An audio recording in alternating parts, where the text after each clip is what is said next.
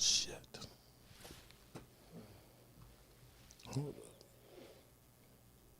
No sound because I got to put it back on.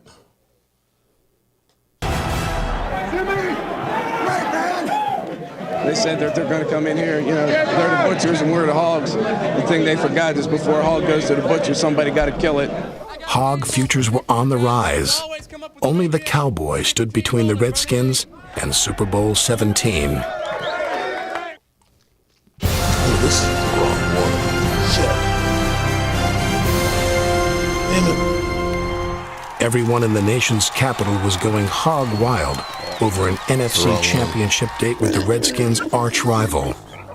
It just seems to be the natural instinct of hogs that when they see a Dallas Cowboys jersey, they want to tear it apart. We didn't like Dallas, they didn't like us. We have to beat these guys. I don't want to sit here all offseason again hearing about Dallas.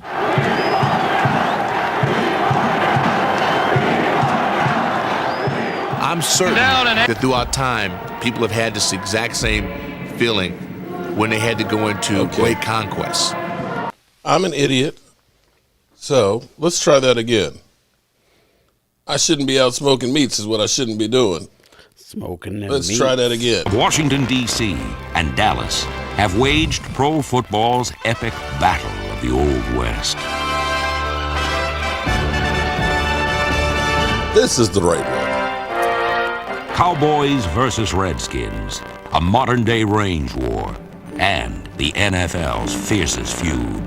That was as intense as any rivalry, and the memories of that series probably stay with me more than any other series that I've been associated with since I became a broadcaster and stopped being a player. The give is to Larry Brown. Brown gets one block behind Caraway. He breaks the tackle at the 15-yard line. Brown will go into the end zone for a touchdown. In terms of the evolution of the sport, I have to think that the personalities of Tom Landry and George Allen and the success of those two teams had a lot to do with making the sport as popular as it was in the 70s and on into the 80s. Roger going deep for Drew down the sideline. Caught to the 5. Touchdown, Dallas Cowboys. I think this was the best rivalry in football.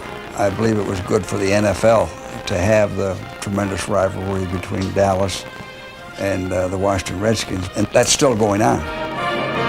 Back goes Aikman again. Good protection this time. Up over the top, Alvin Walton picks it up on the 29. He's back to the far side, 15, 10, 5. It's a touchdown. Washington Redskins defense. It's been a series with as many plot twists and memorable as a Louis L'Amour Western. This shit's in low def. It's like literally got static. The rivalry began in 1960 with the formation of the new Dallas franchise.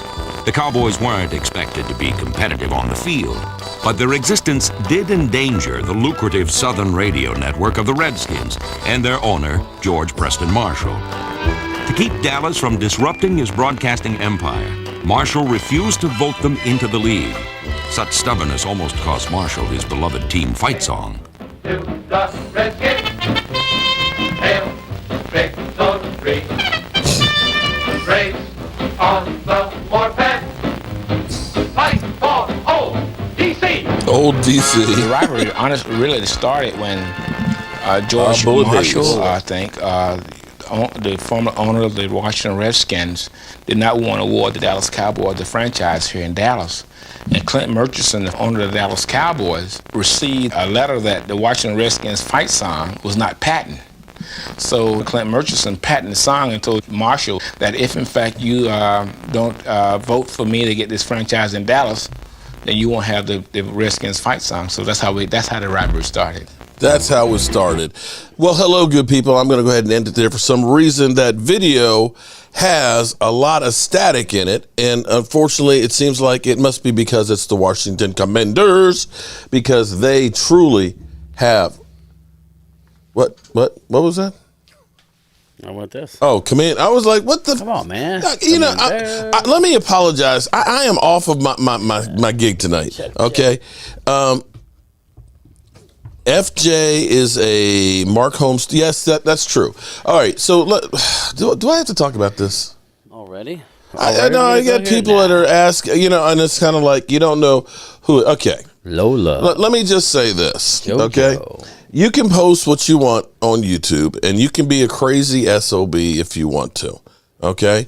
And there's trash talking and so on, and then there's just some sick individuals. And wouldn't you agree with that, Brian? Listen, man, sometimes people have nothing else better to do than just troll and harass other people. You mean they have no life? It's sad. Mary Alvarez, Mark Hutchton, Captain Taki, Angelica Barone. Angelica Barone. Uh-oh. Let's get that ladies' night going. It's sad. He's come after me. Oh well. There's Miss Hot Sauce.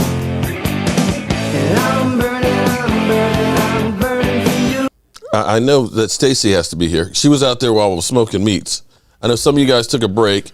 There's Joanne. Did I get Joanne Gonzalez? Jojo. Hey, Jojo. I got Benita Armstrong. What's up, Benita?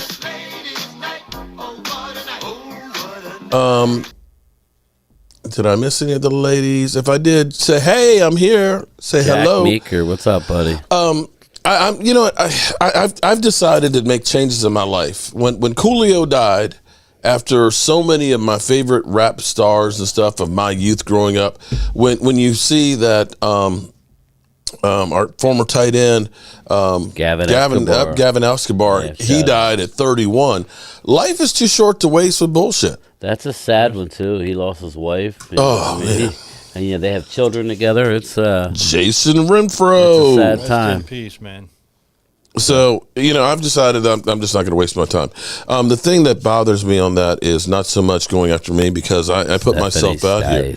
But some of the stuff that's actually really sad, and of course, you won't hear him say things like this, but when you sully people's names like Stuart Morrison, rest his soul, you literally were saying that we came up with the scheme to make money, as the guy is slowly dying. Yeah, that's just when it's just you're sick.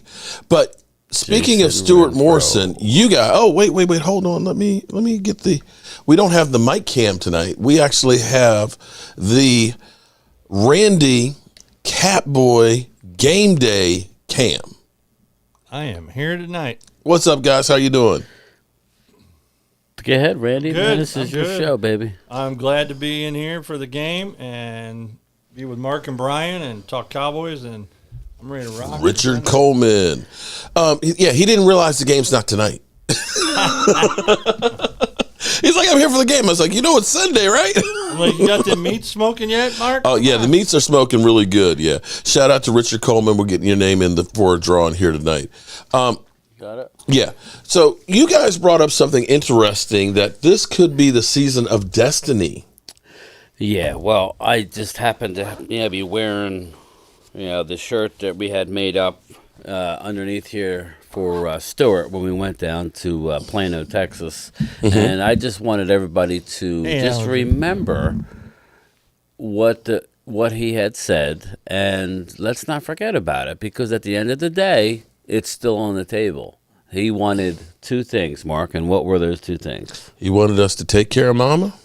Done. And he wanted the Cowboys to win the Super Bowl. And that's still on the table. And I challenge anybody in the chat that tell me who is a better team. Is there a dominant team? And if you're telling me that the Philadelphia Eagles are dominant and they're going to go wire to wire, I will tell you that you're crazy. I just don't see it happening. What was the last team to go wire to wire? Mark, listen, they have the Miami Dolphins. Okay, 1972. So there's going to be some ups and downs in the season. I want to see how they react to adversity. So I think the Cowboys, their arrow is going up.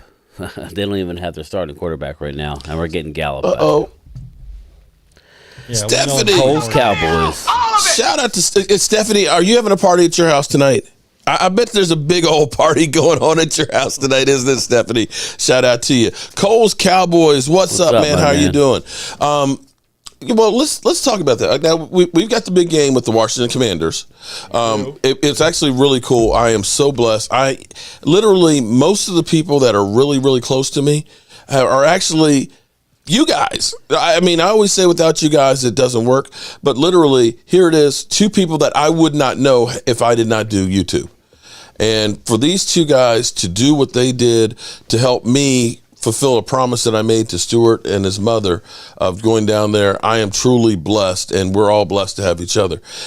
So we were downtown in D.C. today. You know, they were wearing Cowboys gear. I had my, of course, broke-ass media shirt and stuff on here. And we're going through all of D.C. Did you guys see one Commanders shirt, jersey, anything? Not one. We looked around every corner, nook and cranny, and didn't see any Washington cockroaches. There was not a single Washington Commander. We didn't even get bad look. Did we even get a bad look wearing Cowboys gear in D.C.? Actually, I had two people come up and say, I'm a Cowboy fan too, and gave me a fist bump. Right, and we had a guy who's, hey, man, I watched your show and stuff. We, got him in the video. So it's kind of like there is no fight from the Washington Commanders anymore. They are... I mean, you do that shit in Philly, it's game. Oh, you know what I mean? Trust me when I tell you, it definitely is. Yeah, definitely. But it's like, they're like, they're like, okay, let's watch the Wizards now, or let's go ahead and watch. They're literally checked out. They are. Oh, I got them. Actually, I got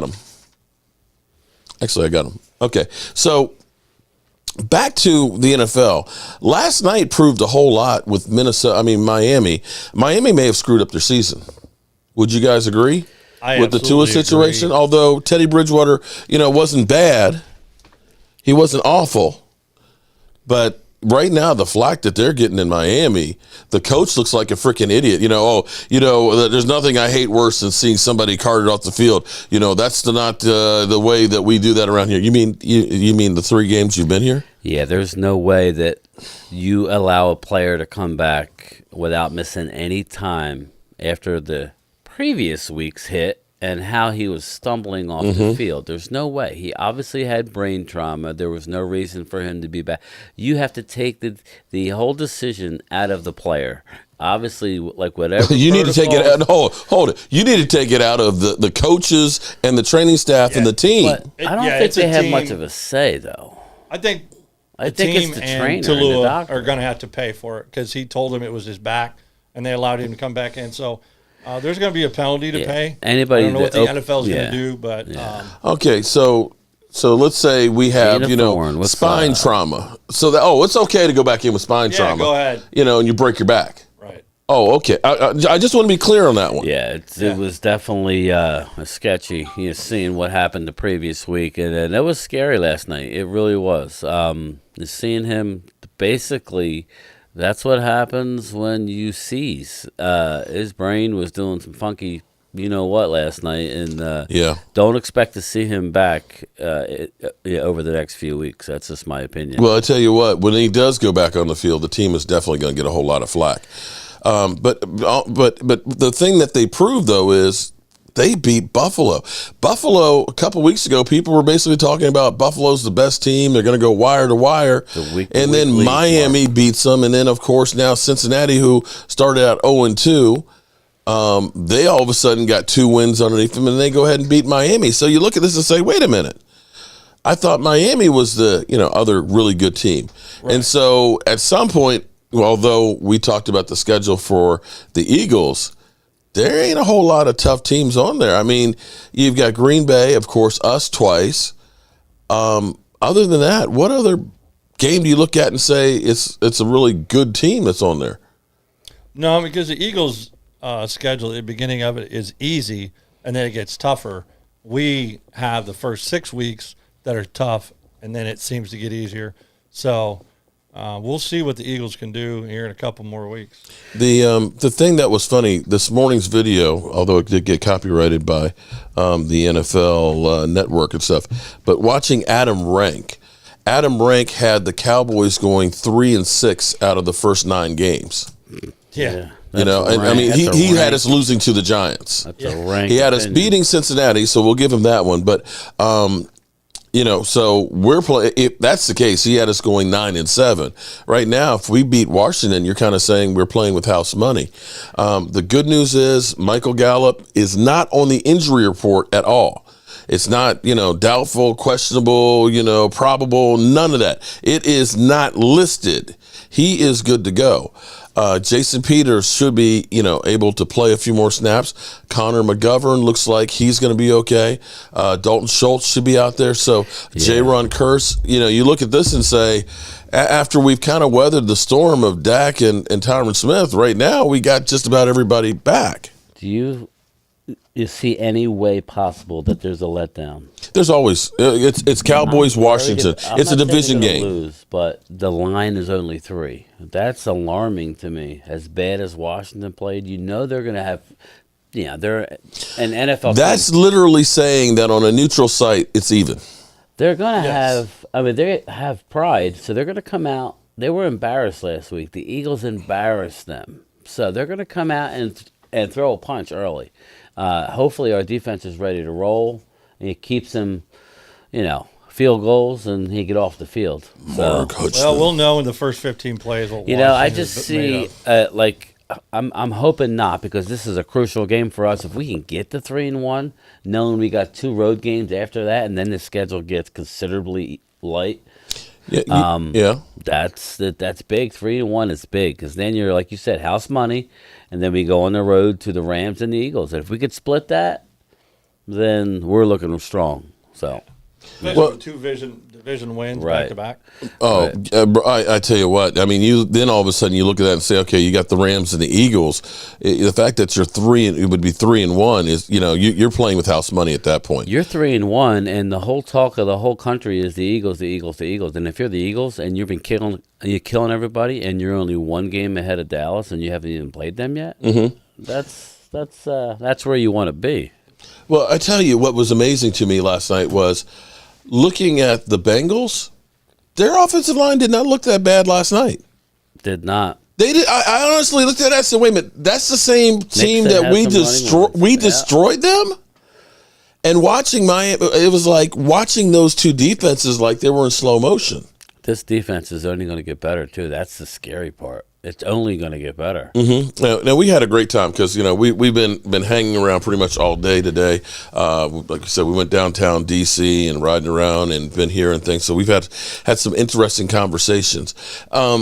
One thing that I found funny, and I don't know, Brother Roz, are you in here? I tell you what, I'll wait till I see Brother Roz before I go into this, because he's gonna come down from Pennsylvania and he's gonna bitch slap me when I say what I have to say. But looking around the NFL right now, we know the Eagles, and they're a legend in their own mind. They believe that they are the best team. They're going to go wire to wire. That they're sick of hearing that they haven't beaten anybody. And it's like, welcome to the Cowboys world. We still are told that we didn't beat anybody last year, even though we kicked your ass twice. That's just what it is. But I have to give you credit for beating the teams that are in front of you. That's all you can do. Be it not doing much in the second half. What teams out there do you honestly look at and say, yeah, that's a really great team in the NFC right now? I mean, it ain't the Rams, because the Rams are beat up. They've had defensive line issues. They've had offensive line issues. Hell, they got quarterback issues. Yeah. Matthew Stafford Stafford had an elbow problem. The Rams are not the same team they were a year ago. You tell me Green Bay is all that? I'm not. I mean, they're a good team, but they're not anything special. I think it comes down to, as funny as it sounds, the NFC least everybody wants to talk about is gonna. I think that the strong team's gonna come out of the East, whether it's the Eagles or the Cowboys. Shout out to Cody, who's in our fantasy football Jamerson. league. 3-0. If Coop goes undefeated, Eagles game. Do you okay? You're still going back to Dak. Yeah. I don't think that's a question. Well, it may give you some more time to make sure that he's 100% right. Yeah, that's what but the urgency is not there. If we had lost 2 of the last 3, then they'd be trying to push Dak to get back in there. There's Roland's review. What's up, Roland? Yeah, I think Dak. I mean, think about it. If Cooper goes 3-0, and you're telling me that Dak's not a better quarterback than Cooper Rush, you're fooling yourself. And there's Gina Thorne. What's up, Gina? Mark Hutchton. If we go 3-1, you think we leave Cooper in? I would say if Cooper goes in and beats the Rams, he will go to We Philly beat- and start. yeah. I'm sorry, but he has to start on the road against Philly.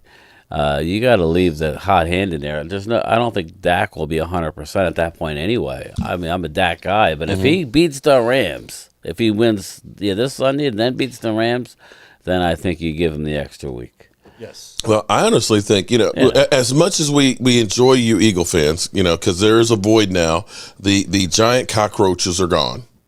Okay, it's been quiet here. I actually lost a bunch of subs because I think those were all giant trolls that were actually in here that thought that they had a good team and that he talked shit. But then, of course, when they lost, they bitched on out. Okay, they punked on. Excuse me, not bitched on out, punked on out, and that's okay. That's okay.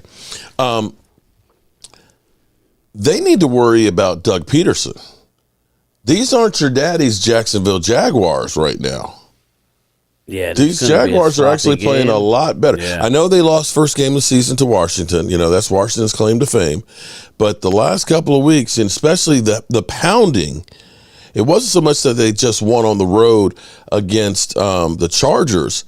It's the beatdown that they actually put on the team how physically. is that defense? Because I would like to see them put some pressure on Hurts. You think that the Chargers have a really good defense, but Trevor Lawrence looked like, okay, yeah, that's the tank for Trevor guy that people were talking about now that he's got a coach.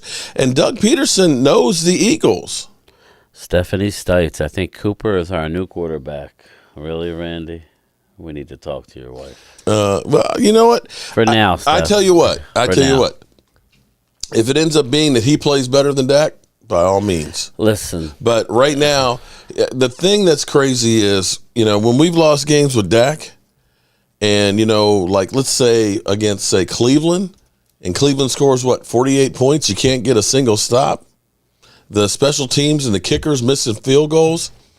I hope that the team and Kellen Moore do some of the things that they've done with Cooper Rush. Well, because, and here's my worry with getting Gallup back.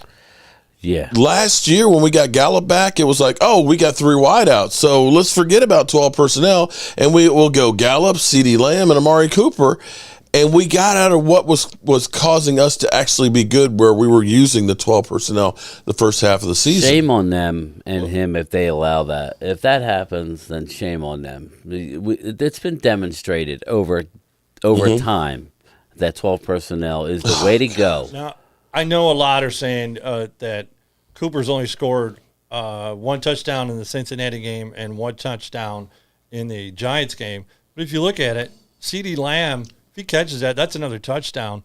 And then Maher misses a field goal. That's 10 points they left off the board.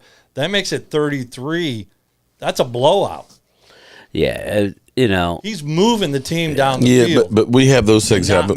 We have those things happen with Dak though too. It's not like that's the first game CeeDee Lamb didn't drop passes. He dropped 4 wide open. He dropped 4 in Tampa Bay. Right.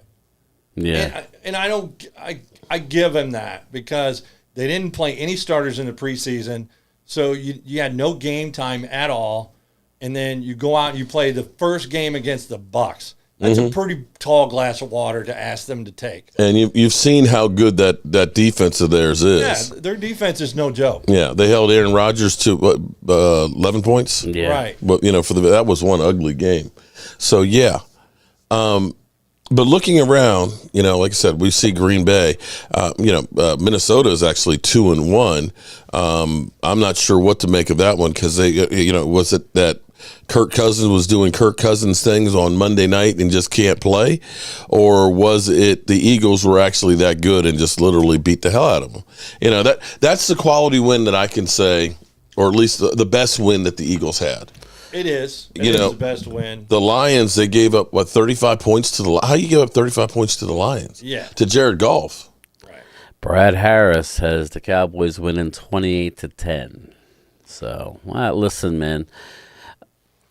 I mean, I'm going to pick Dallas. I just have a feeling that it's going to be tighter than it should be for a while. The ebb and flow. I mean, Cooper Rush has won 2 games in a row, 3 in total. There's a stat that no Cowboy quarterback has ever won their first 4 games ever as a starter. So there's things that are playing against us. I'm not saying we're going to lose. I think it's going to be a closer game for a little while. But let's face it, every game this year, other than the first, even in the loss, we were close through the third quarter. I think it would be closer if it was here. But since they're in Dallas and that crowd, I would expect that. Let's see if we actually have a crowd. I would expect that, but Parson will not be off the. He'll be off the flu. Yeah, he'll be back to himself. See, that's the one thing, Mark. That defense is going to come to eat. See, that's the one thing I keep falling back on. This isn't the Cowboys of a few years ago. This is a dominating defense. It will end up as the best defense in the NFL this year. Just by from what I'm looking at, that's my. I think they're going to be the best defense in the NFL, and with a good defense, you're in every game. So, are you kidding? Yeah, when because we are averaging under 20 points a game, you don't. It takes a lot of pressure off the team. We're averaging 18, I think. Yeah, that's what it is. So running game and defense will travel. And special teams are helping you out too. We're getting better field position than we've had before. Field goal last week, right? Shout out to the 265 viewers we got. Thank you. The thing that I would love to see, I have to give credit to the Giants because the Giants have not had much to cheer about for years. The last year that they were decent was 2016, in the playoffs, and that was the boat ride with Odell Beckham Jr. and his meltdown in Green Bay. Yeah. But the way that crowd came out, the all white and everything, the white out, and they were almost like Raider-esque as far as the crowd sound. The thing that I have never seen in Dallas, unfortunately, it's part of the problem in Dallas where Charles Haley talks about Jerry Jones built a house for losers. It's hard to get that place rocking and noisy. When you've got that first level seat, that's also the dugout seat, those seats are so expensive. They're corporate seats. Those aren't rabid fans that come out to really cheer. Deals. Yeah. Yeah. The rabid fans are the ones that are up, in the standing room only or up in the upper decks where we're watching the screen. And that sound does not reverberate. If you ever go to a game in Seattle, wow. Take some earplugs. Oh, my God, yes. I was there the year that Sean Lee literally got knocked out by Golden Tate. Yeah, Golden Tate. And a friend told me, he said, dude, take some earplugs. He said, it's like literally being inside of a 747 engine. Crazy. And it's the truth. I literally am sitting next to my wife, and I am yelling at the top of my lungs trying to talk to her, and she can't hear me. It was literally that loud. That's a home field advantage.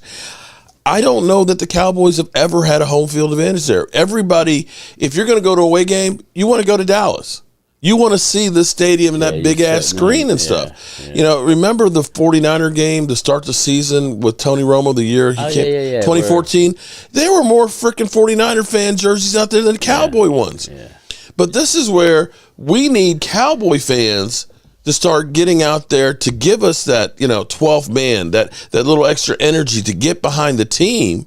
They say the stadium gets loud, but it takes. It does in playoff game. When I was at the 2018 against Seattle, that place was rocking. All because they measured the decibel level. But I also live in Kansas City, and I've been to a Chiefs Denver game. Oh, Kansas City, jeez. That crowd is loud. It is loud in Arrowhead.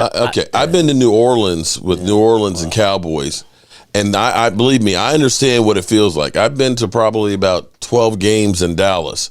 I have never got anything close to Seattle or New Orleans. Nothing anywhere close. Yeah. When you've got those incredible, clubs that are up there, where twin clubs that they have and all the marble and the football lights and everything else, where you've got 3,000 TVs throughout the stadiums. The only place there's not televisions is the freaking elevators. Everywhere else, including there's a holding cell in the basement, even that has televisions in there. So you don't have to be in your seat to be seeing it. That's funny. And so you don't get that feel of there's so much stuff to do. You go to most places, it's like the only thing you got is a football game. You only got a football game. That's the only thing you got. That is like a playground. There's so much shit you can do. But I would love to see us get the fans really, really involved, and kind of put the fear of God in some of them. That's kind of why we talked about, not to go back, but we talked about maybe inducting Jimmy Johnson last year in the playoff game. That would have added that intensity. That would have been the perfect time because you think about the rivalry between the 49ers and the Cowboys. He owned the Niners in his brief stay here with the Cowboys. Yeah. Owned them. Right. And, Jerry's all about business. That would have been a mega marketing deal. Jerry's got the bug up his ass, so I don't know. Well, all right. So you just brought up Jerry and a bug up his ass and stuff. This week will be kind of... They fucked me up by putting a 17th game in the schedule. You know that because you could say 4 games is a quarter mark. It is, but it isn't. It's kind of it's really kind of messes it up. But looking back right now, as much as we all have been screw the Joneses, we need to get the Von Millers. We should have signed the Randy Gregory, and we should have gone out. Odell Beckham, we should have signed him, or we should have gone out and gotten some of the other guys that are still unemployed in wide receivers. I'm having a blank from the Colts and stuff, but. We didn't do any of those. T.Y. Hilton. T.Y. Hilton, right? That they don't, go get T.Y. Hilton. Go get They literally are trying to say we need everybody else. But honestly, when you look at the team and what we've been hurt, I know it's gonna kill you. The team right now, I'm pleasantly surprised that the offensive line is actually playing as well as it is right now. Yeah, you have to be. That Tyler Smith as a rookie, I don't feel like we lost that much from Tyron Smith going down. We talked about it. We said that this was an option on the table that he could be really good, and this could be like a plus going forward. You don't ever want to see anybody get hurt, but let's face it, Mark, if Tyron's going to get hurt, and he's going to miss substantial time, wouldn't you rather have it early in the year? Oh, definitely. So that was the best thing that could happen. So we did talk about there was a small chance that this could be a plus. Well, look, we're 3 games in, and Tyler has more than held his own. You see him blocking downfield. I'm just excited when Jason Peters can get a full slate under his belt and he gets his stamina up. Man, that's impressive. Well, then you get another situation is, say we get into December and we're going to be playoff bound and Tyron is healthy. Yeah, you got him. Well, he's a backup. Tyron's been playing. Tyler's been playing perfect. Tyron's a backup. I'm sorry. At this point, again, you don't mess with the offensive line to a guy to come back. Or you go heavy on the goal line and you put one of them or even Tyron on the end. Who's going to stop that? Could you imagine that, having Tyron and Tyler and then Jason Peters? It's just going with a goal line. Okay, so are we saying we'll make one of them a tight end? That's what I just felt like. The jumbo tight end package. I mean, they'll do that. They do. And then you put in what's his name in fullback, McGovern. That'd Lordy. Be fun. Okay, I hear what you're saying. I'm just saying, All right, well, it's the offensive line is better, and we all were going crazy and saying we've got to go out and we've gone through again. The Joneses said we're done with the veteran offensive linemen, the Ty Nsekes and the guys like that we have them on the roster. They are a veteran, but you put them in and they're ass. So right now the offensive line is not as bad, and we actually have some depth coming definitely sooner than later. Maryland. I'm still worried about the receiving core, but getting Michael Gallup back, hopefully he can stay healthy. He was injured twice last year. Well, I got you off your point. So what are you trying to say about Jerry? I'm just saying, I'm just looking around. And you were, and I have to give you credit. You credit because you were like Parrott out there. Anthony Barr. I just thought he was a perfect fit, and he's just getting. That's another exciting thing. He's just getting his feet wet in this system, and he didn't have any training camp, and every game he's going to get better. just exciting. It's very exciting.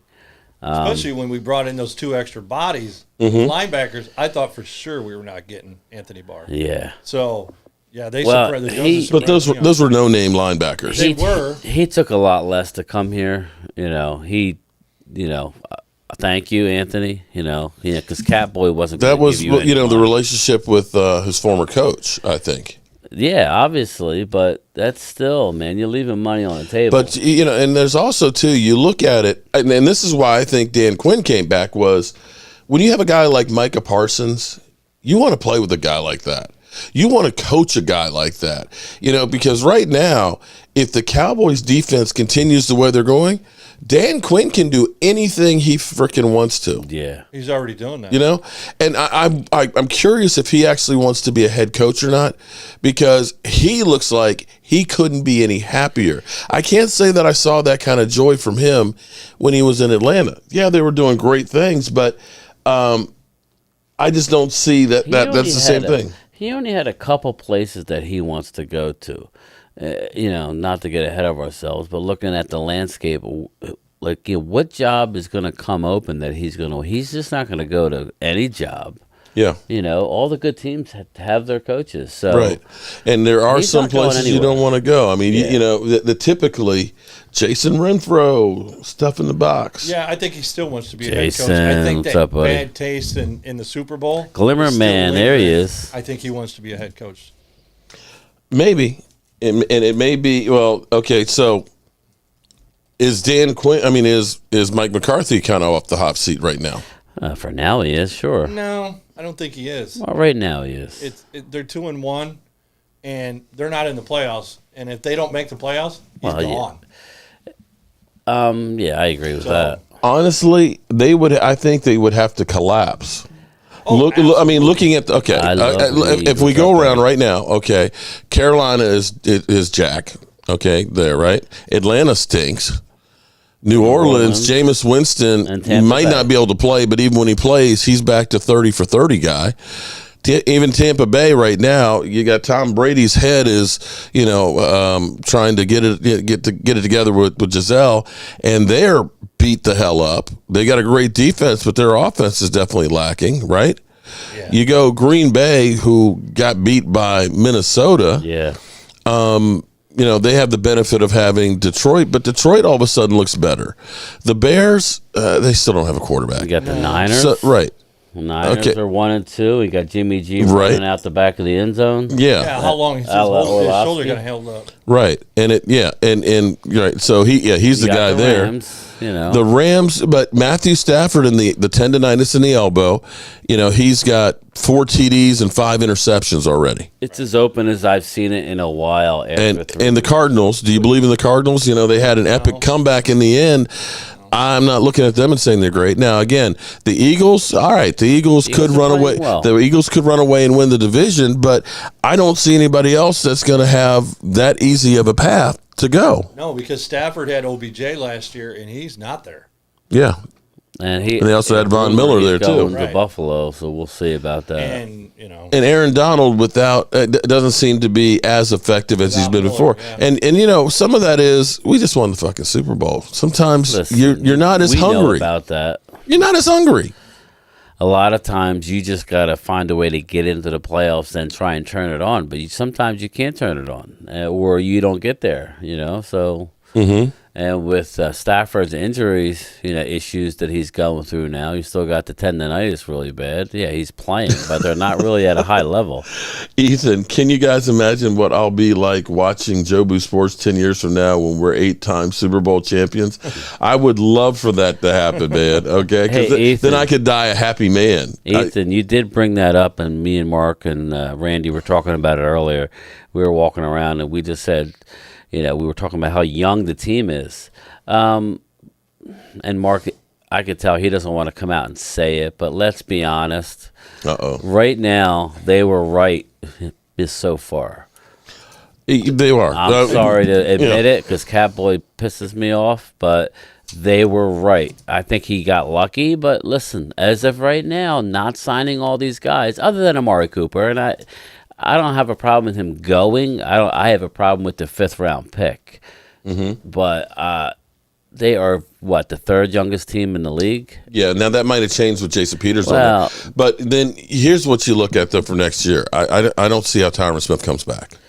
Oh no, he's not coming back. They're not going to because his cap I number can't is see like that, 17 million next year. Yeah, They're not going to. They're not going to do that. And to have missed as many games as he has, and now you've got Tyler Smith has been forced in there early. And if he plays the whole season, you Two out can't. of the last 3 years he's missed. He'll have missed already 15 games. So Yeah, but I mean, still, we're the youngest team. Yeah, like the third youngest team, and I think most of the moves, knock on wood, have worked out for us, and we have money to roll over. We're going to be able to re-sign some guys. The cap is going to explode. There's a lot of guys that we are going to have to re-sign. So. All right, so since you've drawn it out of me, where I have to talk about I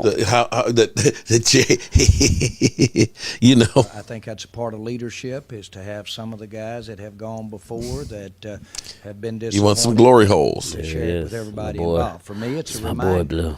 I too have been here 23 years. And it is a reminder. I've been here when it was glory hole days, and I've been here when it wasn't. I want me some glory holes. Said that. I want me some glory hole. Yeah, I want me some glory holes. All right, so as we look here at over the cap, some of the free agents, Dante Fowler, who we just signed, right? Dante Fowler's been playing really good. Yes. $2.9 million. Right? Well, that was the whole, I'd rather sign 3 than 1. Okay. Malik Hooker. How's Malik playing? He's playing just fine. Got the green dot, didn't he? Yep. $2.5 million. Tyler Smith, of course, being a rookie, is only 2.4. Let's see. Let's go down. They re-signed Leighton Vander Esch. Yeah. And weren't we ready to put him on the trash heap? I was there. $2 million. But you see now when he can roam and our D line does their job, you see what can happen. You don't need that. It goes back to, you remember back in the day where Dallas would never want to put a lot of money into the linebacker position because they were always stacked on the lines. Once you're not stacked on the lines, then your linebackers get exposed. And Leighton's doing fine. Yeah, because Leighton is the signal caller for the defense. And when Jalen Smith was here, he was not. Jalen Smith was the signal caller. So Anthony I think that Barr. has changed. Look at that. That's a bargain. Jeez. $1.9 million for Anthony Barr. All right. Jason Peters. I mean, just look at the names. 1.7. Yeah. He's getting a tenth. so He's that's- getting a tenth of what So that's Tyron what he's Smith. making? Yeah. He's getting a tenth of what Tyron Smith is making. Yeah. Okay. And as we go down through here, let's see. Just look at these numbers. It's crazy. Right. So here it is. Donovan Wilson, right? He was a free agent that we picked up. 996. No, he was a draft pick. Was he? Yeah, he was a draft Okay, I'm pick. sorry. My bad. No, but still. Did I miss? Let's see. Hey, look at Cooper Rush, our backup. 800,000. I mean, but that's still more than Dak was making his first 3 years. And will Zeke be here next year? I think so. Where is? I think okay, and Jaron Curse, 3.7. Okay, so and he had a beg, he had a cry, beg, and steal to get that. Right. They were not free with his money. He deserved it. So when you start looking at this, DeMarcus Lawrence, they re-signed for 14. Although here's the problem: is if we actually go to 23, and I think because everybody says, "Oh, well, you got to sign CD." You don't actually have to sign CD next year. In fact, I might say I'm going to wait on CD and see, unless it ends up being the rest of the season just ends up being just incredible. I might wait, and like I did with Vander Esch. I don't think his agent will, because it'll be his third year. He's eligible for a new contract. He's eligible, but he doesn't have to get a new contract. No, he can't be released. And the thing is the way they did the collective bargaining agreement, you can be pissed off all you want, but if you miss a preseason game, that's a game check. Yeah, he's not going to hold on. He won't be happy. No. But there's really nothing you can do. You got Zeke here making $16 million, no but guarantee. no guaranteed money. But I think that gets redone. But look at Tyron Smith. Yeah. No guaranteed money, $17.6 million. And that's big time. Gone. But here's the other one right here. Look at DeMarcus Lawrence for next year. 26 with 15 guaranteed. Yeah, he's They're going to pull the same thing they with Cooper. If he doesn't produce for that amount of money, he'll be gone. Well, you know what? He started out. He's going to benefit. And here's the thing that may happen, unfortunately, for Micah Parsons, is teams are going to say, we might lose, but we're not going to try and let Micah Parsons be the one that does it. Prove to me that these other guys can do it. That's what they did with the Giants. The Giants had 2 and 3 people on him, and that's why everybody else feasted. Now, that's not going to be a winning. If you're an offensive coordinator, I don't know right now how you try and stop this pass rush. I think. Got you, Mark Hutton. I think next year they'll release Tyron Smith. They'll use Parson more of a defensive end. They'll put Sam Williams up there. Yeah. And I think that's what they're going to do. And they'll try to draft another premier defensive end. Yeah, I'm on record to say that they're probably going to draft a D-end/corner, whoever that is.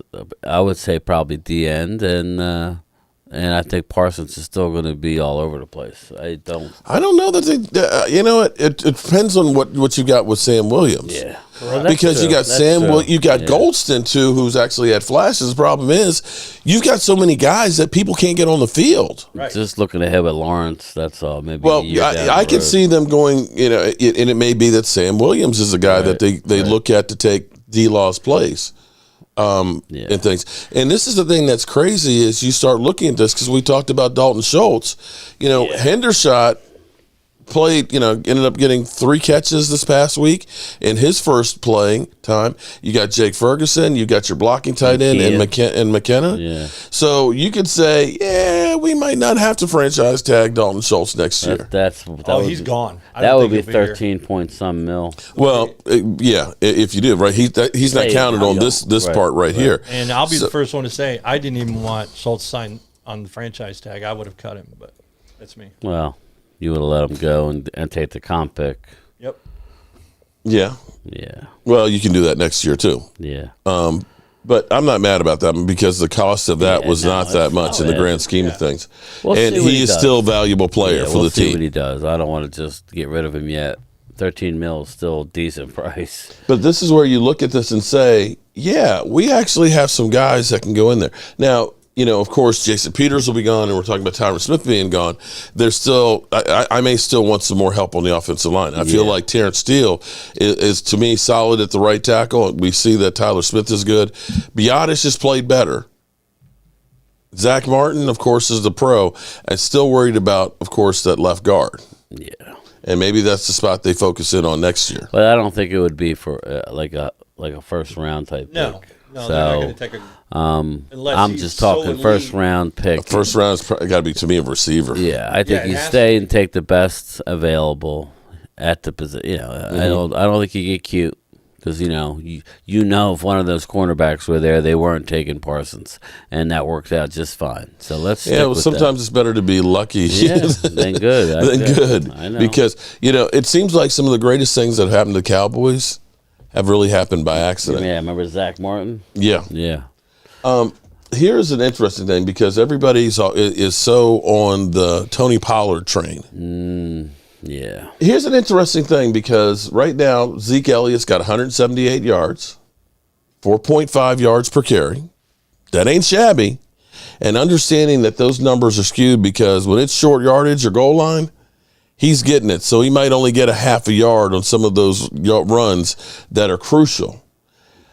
Tony Pollard is getting 5.6, but he's more on the outside. This past week, you saw a few really nice runs in the middle, but for the most part, he is the outside back. To me, what the Cowboys do is they take Zeke in that offensive line, they pound the middle and soften it up, and then you've got your home run hitter with Tony Pollard more in the second half with the speed. The easy, ill-informed narrative is that, wow, look at Tony Pollard. He's got a 5.6 yards a carry. He's got to be the main guy. That's wrong, people. Yep. I'm tired of saying it over and over. He can't carry the ball 20 times, game in and game out, and stay healthy. He cannot be in the he cannot pass protect. You're going to get your quarterback killed. He's in a perfect position with what he's doing now, in a tandem with a guy like Zeke. I think they need to focus on a receiver in the draft. Mark, I agree with you on that one. I It all love, depends who, you know, this is so funny. Liquid, who's got to be an Eagle fan. I'm here to give you guys a reality check from a real fan. So, dude, of course, is basically telling us, as an Eagle fan, that we stink and that they're great. Okay. I think you could use a reality check, too. And I'm hoping that on Sunday you get it. There would be nothing sweeter than maybe Carson Wentz having beaten you last week, but that definitely didn't happen.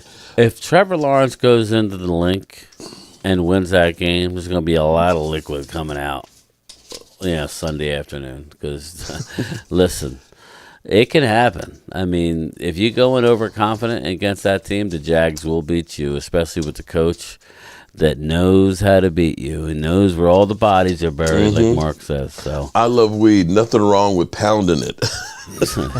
Yeah. But here's the thing. Everybody's getting bent out of shape. Who's starting? I don't think that those guys care, because you know what they care about? Freaking winning. But you got 59.3 yards a game from Zeke, and you got 52 yards for Tony Pollard. It's a great combo. I'm okay with that. Yeah, it's fine. I am okay. You got over 100 yards a game. Typically, the Cowboys are going to win the game. You get down to the goal line, Zeke's getting the ball in. Okay, and I will tell you, that's the Eagles' Achilles heel. They don't have that big back that can pick up 1 or 2 yards. That's why they're using Jalen Hurts to run. Yeah. And, good luck. I tell you what the Cowboys will be good at when they do play the Eagles. I don't want to look too far ahead or anything like that. But the thing that's made all the difference on here, and what's also helping Micah Parsons, is, for once, we talked about this earlier, we're not dealing with Tyrone Crawford as defensive tackles, guys that get blown up by, a tackle. We've got guys that are young, that are fast, and are hungry between Quentin Bohannon. You see Osi. You see even Tristan Hill. Those guys are actually getting upfield, and they're holding the line so the quarterback can't step up. And that's what you got to have with Jalen Hurts, is you've got to have pass rush integrity. You've got to make sure that this is my spot. I have to hold that, so that way he doesn't have a place to escape with. And the Cowboys have been pretty good with that. They had a few lapses with Daniel Jones, and he made a few good runs last week. But for the most part, they've been able to do that. And the problem for Micah Parsons is, like I said, he's going to get a lot of attention. He's going to get double teamed on a regular. But that means that D-Law, you're getting one-on-one. You need to go. One other thing that this defense has been doing, and I don't know how many of you actually pay attention to what's going on in the line, you will see where there'll be times where we have one down lineman and everybody is coming from a standing position hitting the gaps, and they're hitting that shit hard. Dan Quinn is mixing this stuff up so many different ways that the offensive linemen's heads have to be on a swivel. They got to be going crazy because they don't know where this stuff is coming. And Micah Parsons sometimes coming in the middle, sometimes coming the outside.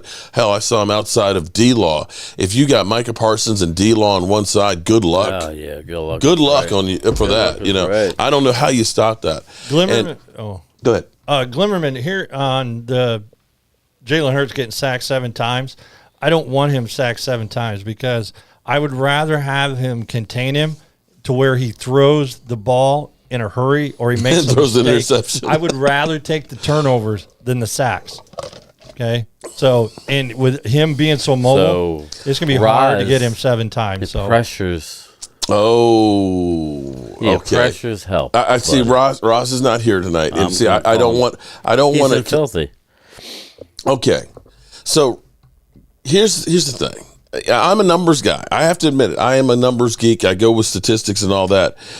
And Roz and I have had discussions with Pro Football Focus's numbers and grading and things. And so I was sitting here when we were talking about, I hate to give Jerry Jones and them credit, but you got to look and say some of the moves that they've made are paying dividends. And so I was talking about Von Miller's stats versus Dorrance Armstrong. Oh, right. Yeah. Okay. Dorrance Armstrong has 1 more sack than Von Miller. Dorrance Armstrong should have actually had 2 sacks more. And if you go through the NFL right now, and this grading here, I don't understand it because you've got Alex Highsmith with 4.5 sacks. You got Jeremy Hughes with 4. You got Khalil Mack with 4. Dietrich Wise with 4. Nick Bosa with 4. For some reason, the last person at 4 they have is Micah Parsons. I still don't understand how it is that they are setting this up. I think they probably say, oh, they're Cowboy, put them the last on the list. So then you go down to 3.5 sacks. There's only one guy. And then you have a cluster of people with 3 sacks. Brandon Grime, Fletcher Cox, D-Law, Bradley Chubb, Myles Garrett, Dorrance Armstrong. So he's in the number 8 position in sacks.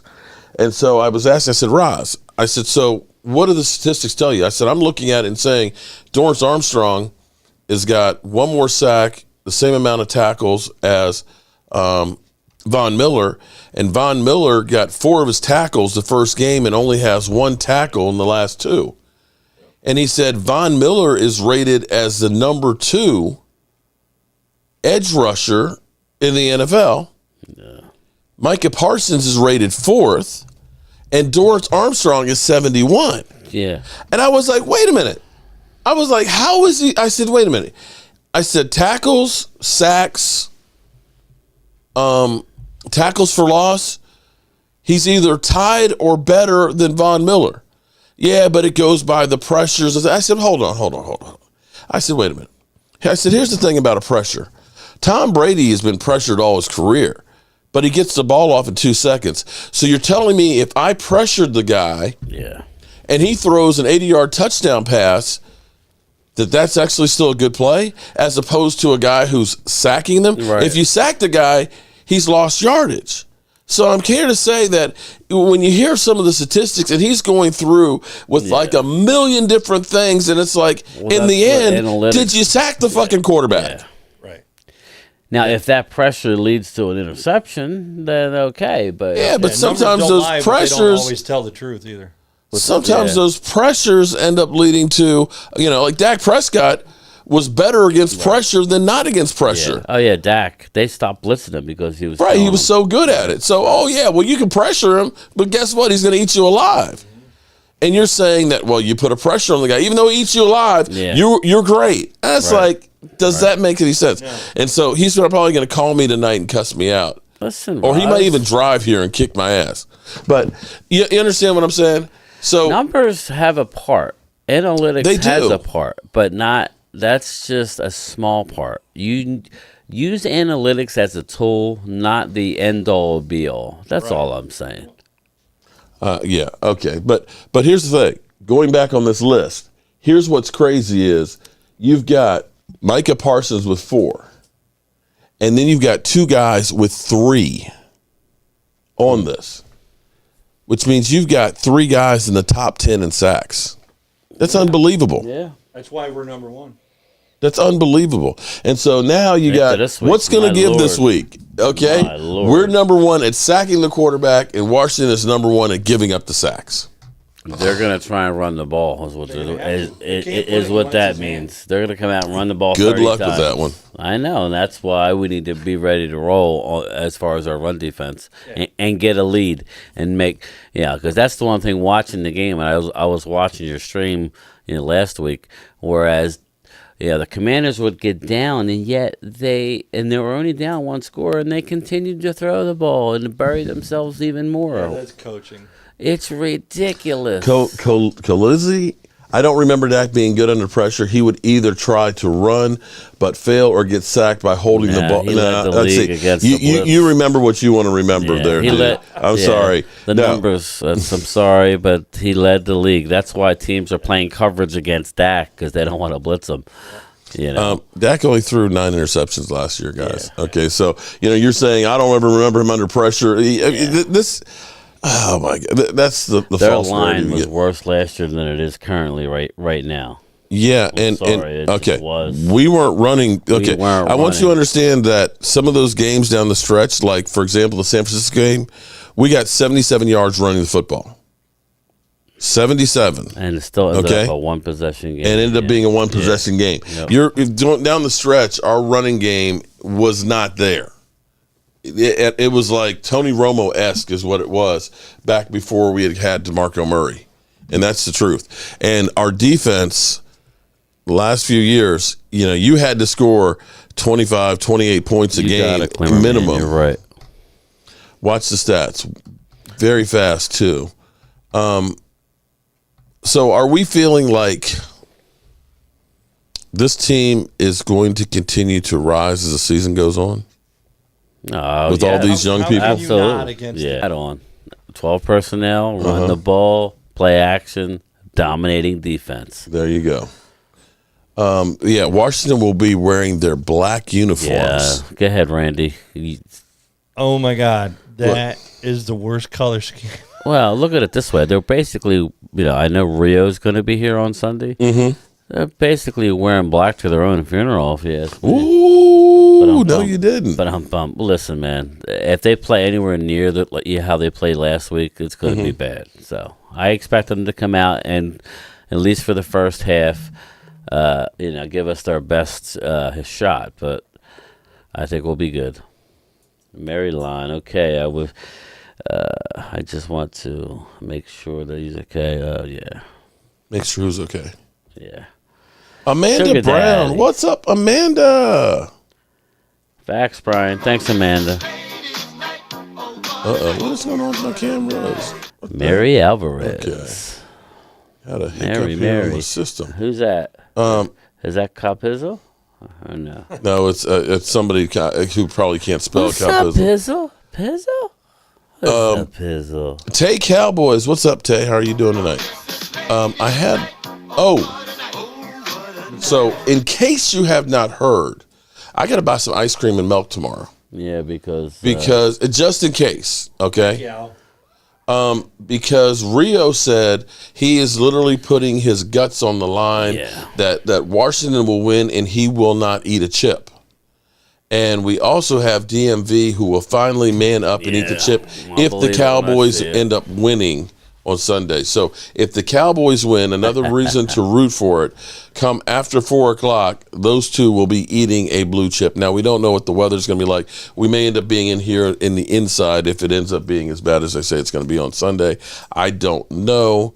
I know that the season opener, they were calling for a whole lot of rain, and it ended up being that there was really none. Joanne Gonzalez, good one. So the black uniforms are this year's heated seats. Yeah, good one. Yeah, remember, we brought the seats to our game, and then in DC, and then they brought them the following week to an indoor stadium. That was crazy. Jermaine Hudson, actually, Beasley got signed by Tampa Bay last week. Yes, he did. I know he got a catch early in the game. Beasley. They didn't score but 10 points, so I don't know how much he did. He didn't get many snaps. Yeah. But no, Beasley is no longer an option. Washington will win over Dallas. Yeah. We're going to win tomorrow because I'm not. If not, we could possibly be 2-4. Chris B. You're right, Glimmer man. Yeah, I think that you definitely want to win this one. Yeah, this is a big divisional win, big time. Yeah. All right, so what else you guys have to add for the night? Man, I think we did, man. We're an hour and 3 in, man. This has been a great show. Well, I need you to, can you do me a favor and grab the Cowboys bucket right there so I can put these names, and we'll do a drawing for a print tonight? Yeah, we'll let Randy make the pick. Randy. And so how's your trip so far been here? There we go. If you can stir those up. My trip here has been fantastic. I've never been to Washington, D.C., even though my son was in the Navy down in Norfolk, about 3 hours south of here. So I did spend some time in Virginia, but I've never been to Washington, D.C. And to get to see the Lincoln Memorial and the Washington Monument and the White House. Yeah, we almost got sniped a couple times. It was help me, Rhonda. Rhonda, how are you doing? The museums that are here are just... Yeah, it was actually it was a perfect day. It was overcast, but it wasn't hot. There was a breeze. We were walking, so it was perfect. It was kind of like a surprise thing too. Nobody was expecting it. We just got in the car, did some errands, ended up downtown. It was awesome. Yeah, I thought I'd surprise you guys because it was like, oh, we're going to have to go ahead and package up all the Joe Bardys and we're going to have to go to the store and the UPS and stuff. And I was like, let's go to D.C. You're like, oh, okay. 310 man Ruth. I like that. All right, Randy. You grab the bucket, you give her a swish, and draw a name. All right. I got 12,000 steps today. 12,071. So we definitely did. And the winner is. Who's our winner chicken dinner? And you probably can't read my chicken scratch. I ain't got my glasses on. Dallas 24, Washington 17. Stephanie, your name is in there. Smoke for ya. Smoke for ya. I know he did that super chat yesterday. Smoke for ya. You are a winner chicken Stephanie, dinner. your husband didn't draw your. He didn't pull your name. Well, see that that's where it would be a conflict of interest. But you're in there. Okay, don't worry. We'll send your hubby home with something for you. Okay, we'll send him up something nice. Amanda Brown, Dallas 24, Washington 17. Amanda, that's a good score and all, but I don't want to see it to be that close. I mean, I'll take a 27-13. I don't see Washington scoring more than that. Oh, Stephanie says, fine, keep him 2 more days. No, we're going to send you something. Mary Alvarez, Cooper, get the job done. DJ Moore wants to be traded. Oh, my God, please, Dallas. I hadn't heard that one. That DJ Moore wants to be traded. You know the Cowboys aren't trading for nobody. Yeah, especially a receiver. I mean, they're not going to pick up a receiver. Not unless he'll go for a 5th-round pick. Knock on wood, we don't lose anybody. Thomas Garrett, 38-17. You're not going to give your prediction yet, are you? Thomas, if we score 38 points under Cooper Rush, then we got a quarterback controversy. Then that again, let's face it. The Commanders are horrible. You know what? That's funny you said that. I think we're going to get a special teams touchdown. He is so close. He should have had one last week. I predicted one last week. He broke one, didn't quite make it. The damn punter, tackled him. I think he gets one this week, and I think we get a pick 6, like a Jordan Lewis or a Anthony Brown. I just see it. Alan Williams' birthday will be on Sunday. Oh. Happy birthday to ya. Happy birthday to ya. My voice has still been screwed up. It's been screwed up since birth. I forgot. I was going to blame that on COVID, too. But Angelica, all right. I'll remember that for tomorrow night. 21-14, that close. Ooh. I don't think it's going to be that close. Yeah, I don't think the Commanders are going to be able to score 14 points on this defense. I hope not. Was Scary Terry a factor in the last time? Nobody was a factor in the game last week. I mean, and Terry always seems to burn us for one. I think he's a good receiver. He just don't have anybody good throwing. Yeah, and you don't have any. Well, you got the one dude who's a rookie. He's okay, but other than that, it's basically Terry and Gibson right now. I tell you what, I think Diggs took it personal this offseason. He's locking people down. That's what I was going to say. He's not getting the interceptions. All right, so. But he is, Jamar Chase did nothing. He's ended both games, the Giants and the Bengals. He ended both games. Yeah, I saw where somebody said he had a lucky catch. Dude, that catch was very hard to get your hand under there. It's a shoestring catch. Yeah, that was impressive. Primetime Phil, what's up, big guy? Primetime. Speaking of primetime, are you guys going live tomorrow? Well, it all depends on his internet situation. Hopefully, yeah. Primetime will hope you're safe, man. Yeah, I think he was fortunate. He was north of the storm itself. So I don't think he lost power or anything. I think he said self-service was in. You're right. He's tired of reading the bullshit headlines about him. The guy goes out and gets 11 interceptions, and he's got to hear about the yardage he gave up. Come on, he's been close twice already. I expect him to have a pick 6 soon too. Well, Carson Wentz is always high on his passes and late on his delivery. Wentz and okay, let me go back to Roz. Roz also gets a lot of great stats too. What's interesting about Carson Wentz is every other year it's like a sack fest. Last year he was down to like 8 7 or 8%. Right now, he's around 12. So what is that? Him holding on to the ball? Nobody getting. I mean, offensive line is ass, and he holds on to the ball too long. Yeah. So and back to your thing about you'd rather him get interceptions. Remember, he fumbled the ball twice last week, getting sacked.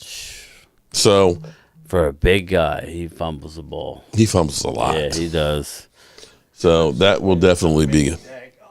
But man, the game's it's a 1 o'clock game. Scott Simpkins. I pray for Florida. Keep making us smile, Mark. Thanks. Well, I did best I can. I need to actually go check on my meats up there and make sure that we got plenty of smoke going on in there. All right, so we will be doing our 5 o'clock live stream tomorrow night, as usual, which will be a Zoom-in call. If you're a channel member, the link will be in the description. I'll have some extra people here in the studio. Come Sunday, we'll have Rio in the house. We'll have DMV in here as well. They may be eating a chip on the afternoon. We will have the Philly 500 Meltdown Cam as they play against Doug Peterson as well. Who the Giants play this week? I know they're playing at 1 o'clock. I can't remember who they're playing. Who did Giants play? Do you know? It's like nobody cares. Yeah, nobody really cares. It's irrelevant. Nah, it don't matter. Okay, well, that game's going on too, so we'll be watching all 3 games at the same time and everything else that's around the NFL. And Sean Heatherly. Mark, I fully expect to win Sunday, but if we get the win in L.A. with Cooper, we got to leave him in even if Dak is healthy. Anything is possible, but I don't think that they will. But who knows? Who knows? I hope we have that problem. How about that one? I hope we have the problem of the Cowboys beat Washington and the Rams, and now it's like, what do we do with Dak? I don't care. Yeah, if we start out the season like that, I don't think it'll matter. It does. Yeah, I don't think it'll matter. Amanda, Bears. What about the Bears? Cub Bears. Yeah, like the last thing I'll say is, Dak doesn't need to learn anything from Cooper Rush. Jesus Christ. I keep hearing about he's going to learn. Let's not forget he was leading the MVP vote for most of the year last year. His touchdown to interception ratio was awesome. And he was doing that on basically one leg and elbow and his shoulder, right? So in an offensive line that was shit. Yeah, so let's not worry about Dak. He had an injury. He'll be back, and he'll be doing good because, Cooper Rush adds no mobility. So it's only a matter of time before defenses start playing him and limiting him. Whereas Dak, it's tough to do that. So let's just enjoy the run while it's going on. As he's doing what a backup quarterback's supposed to do. Here's a thought you guys can sink in on there, Dak haters. When Dak went out and he was out for 5 games, the Cowboys were still the #1 offense without Dak for those 5 weeks. You mean in 2020? Yeah, 2020. So, yeah. So there's that. But you can't say that was the same offense with. No, and our defense was. And Andy Dalton might be getting a start this weekend. Yeah, for who? In London. He's with New Orleans. Oh, good. We need New Orleans to start winning some games. I don't think that they're going to win because if you're Andy, okay. I know that Colin Cowherd said there's no difference between Dak and him, but come on, guys, let's be real. Yeah, Amanda, he would have to. Yeah, not Dak this would year. have to ball out the rest of the season. It would have to be a situation where he gets hot, like Randy says, and then he actually has success in the postseason because they like to say that all the votes are tallied. But if he goes on to win a Super Bowl and plays great, they'll find a way to give it to him. Mm-hmm. Oh, comeback player of the year, maybe. Yeah. Something like that, but who knows? All right, well, good people, that is it. You know what? We didn't have very many. We only have that one Eagle troll, Liquid. Yeah, it was good. Are the Eagles scared? Because usually they're in here. Did we see Philadelphia? I did see him. Yeah, no, I saw him. Yeah, he was in here he briefly. There's not much he could say. Well, what's he going to say? They're the best team in the league. Well, of course, they're usually. They've been telling us that for a year now. It seems like. Well, if they lose to Jacksonville, you won't see them. The smile from ear to ear right now. They're the only undefeated team, and congratulations! After 3 games, you're the best team. We'll see what's going on later on in the year. Yeah. Okay. All right. Well, everybody grab their shot glasses then, because it's time to have a drink here. And by the way, I got my new shot glasses in. They're fire. They're nice. All of you guys, everybody who is a tailgate member, you'll be getting a new shot glass. If you've been a tailgate member for 12 months or longer, you're going to be getting actually the gold Jobardi with it as well. And now I'm also working on, for you super fans, you're going to be getting one of those glasses too, as well as a coaster. I've got to get them built, of course. My machine right now.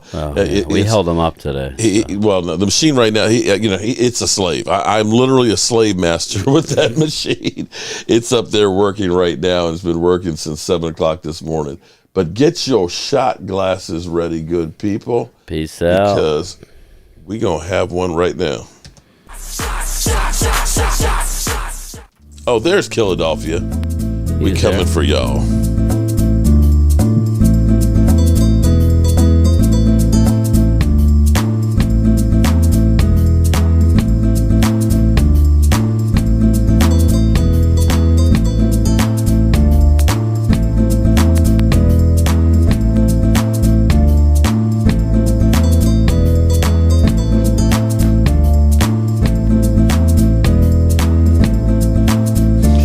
That for the chip. You coat your lips with it before you take the chip. Yeah, because that shit will burn the fuck out you.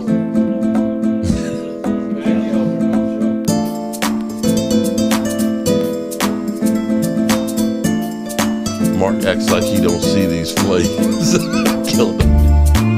Have a good night, everybody. Have a good night, Stephanie.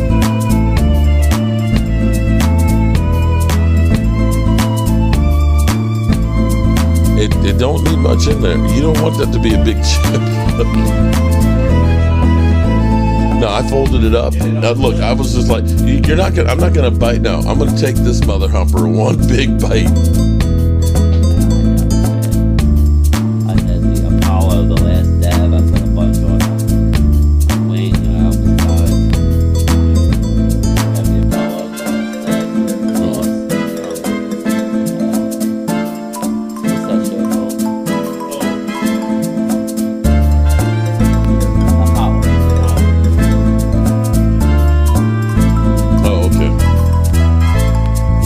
I've got one over there that is hot as hell. It's as bad as a chip.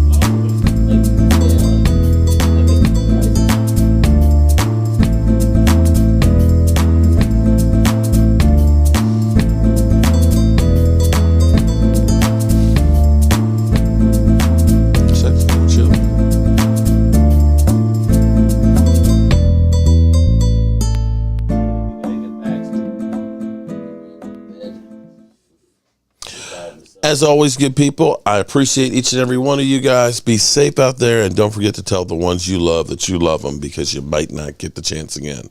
Peace out. The party's over. They say that all good things must end. Call it a night. The party's over. And tomorrow and next year